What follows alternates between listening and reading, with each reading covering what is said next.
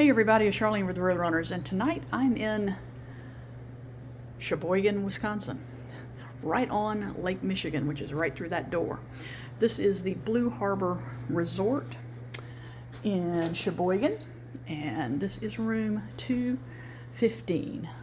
That is the tub shower combo, and we've got nice two big beds and a little desk and a little sitting area right over here.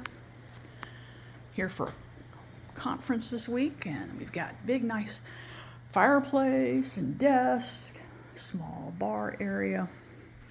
But what I really want to show you is this amazing view out here of Lake Michigan.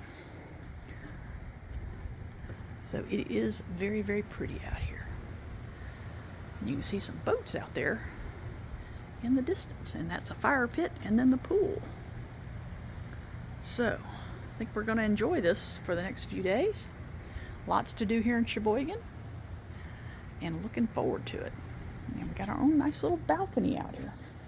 So hope everybody's having a wonderful Tuesday, if I remember right, and it's going to be a fun place.